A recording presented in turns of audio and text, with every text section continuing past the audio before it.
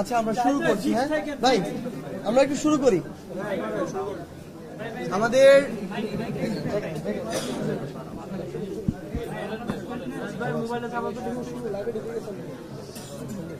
আচ্ছা, আমাদের বৈষম্য বিরোধী ছাত্র আন্দোলনের পক্ষ থেকে যে বৈষম্য বিরোধী ছাত্র আন্দোলন এই প্ল্যাটফর্মটির মাধ্যমে বা প্ল্যাটফর্মের উপরে বাংলাদেশে এই একটি অভ্যুত্থান সংগঠিত হয়েছে, সেই প্ল্যাটফর্মের ডাকে আসলে আমাদের যে প্রোক্লেমেশন অফ জুলাই রেভলিউশন, এটির আমাদের আজকে অর্থাৎ আমাদের 31শে ডিসেম্বর 3টায় শহীদ মিনারে এই ঘোষণাপত্রটি আসলে আমাদের আসার কথা ছিল।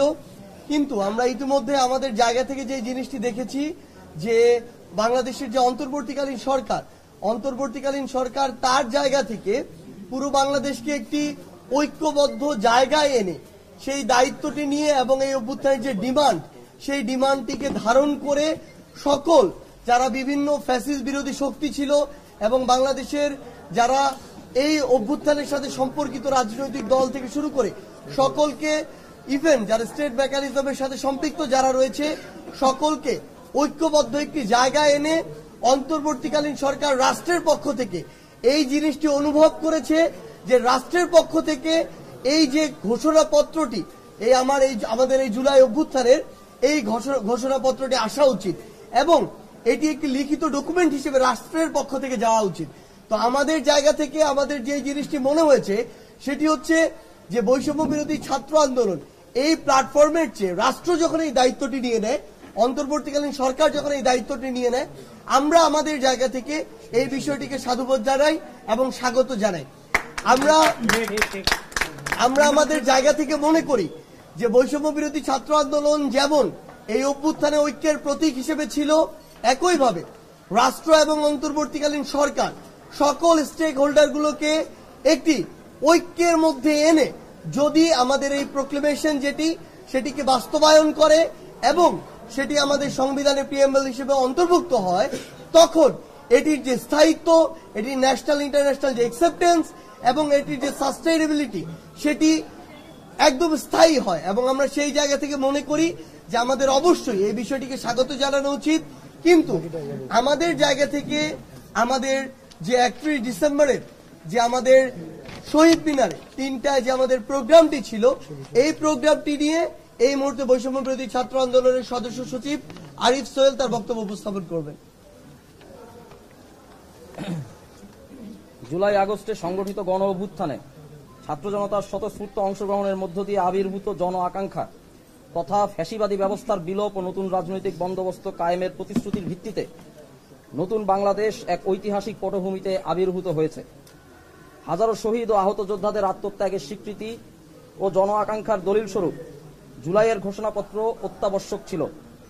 এই ঘোষণাপত্র প্রণয়নের ঐতিহাসিক দায় জুলাই গণ অভ্যুত্থানের নেতৃত্ব দানকারী সংগঠন বৈষম্য বিরোধী ছাত্র আন্দোলনের উপর বর্তায়।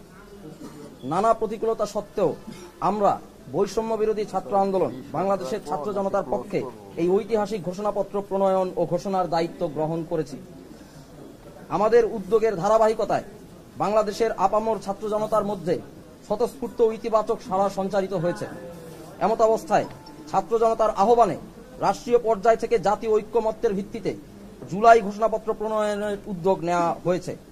ছাত্র জনতা এই সময়োপযোগী উদ্যোগকে সাধুবাদ জানাচ্ছে। এরই ধারাবাহিকতায় আজ 31শে ডিসেম্বর রোজ মঙ্গলবার বিকাল 3 ঘটিকায় কেন্দ্রীয় শহীদ মিনারে মার্চ ফর ইউনিটি কর্মসূচি ঘোষণা করা হলো। বাংলাদেশের আপামর জনসাধারণের প্রতি আমাদের উদাত্ত আহ্বান, আপনারা যে উদ্দীপনায় সংগঠিত হয়েছেন তারই ধারাবাহিকতা বজায় রেখে আগামীকালের কর্মসূচিতে স্বতঃস্ফূর্তভাবে অংশগ্রহণ করবেন। বার্তা প্রেরক বৈষম্য বিরোধী ছাত্র আন্দোলন।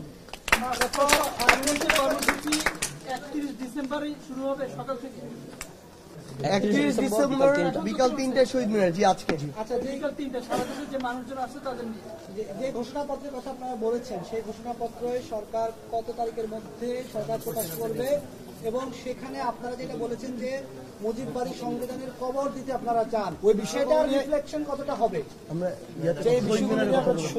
গণ অভ্যুত্থানে অংশগ্রহণকারী সকল পক্ষ মতে নিজস্ব প্রস্তাবনা থাকতে পারে, নিজস্ব মতামত থাকতে পারে। আমাদের আছে, আরো অনেকের থাকতে পারে। যেহেতু নেতৃত্ব দানকারী হিসেবে বৈষম্যবিরোধী ছাত্র আন্দোলন একটি মঞ্চ হিসেবে, আন্দোলনের মঞ্চ হিসেবে আবির্ভূত হয়েছে, তাই আমরাই এই জুলাই গণঅভ্যুত্থানের ঘোষণাপত্র প্রণয়নের উদ্যোগটি নিয়েছি। তার পরিপ্রেক্ষিতে ঘোষণাপত্র যেহেতু রাজনৈতিকভাবে গণঅভ্যুত্থানে অংশগ্রহণকারী সকলকে এখানে অংশগ্রহণ থাকতে হবে এবং সরকারের পক্ষ থেকে হতে হবে, সেটা আমরা আদায় করতে পেরেছি, অর্থাৎ শেষ পর্যন্ত তা হচ্ছে। আমরা যারা অভ্যুত্থানে অংশগ্রহণ করেছি সকলে বিপ্লবী হিসেবে স্বীকৃতি পেতে যাচ্ছি। সেই জায়গা থেকে আমরা আগামীকালকে মার্চ ফর ইউনিটি ঘোষণা করেছি। আমরা সবাই ঐক্যবদ্ধ হব, আমাদের যে জাতীয় ঐক্যমতে জি আগামীকালকে আমরা শহীদ মিনারে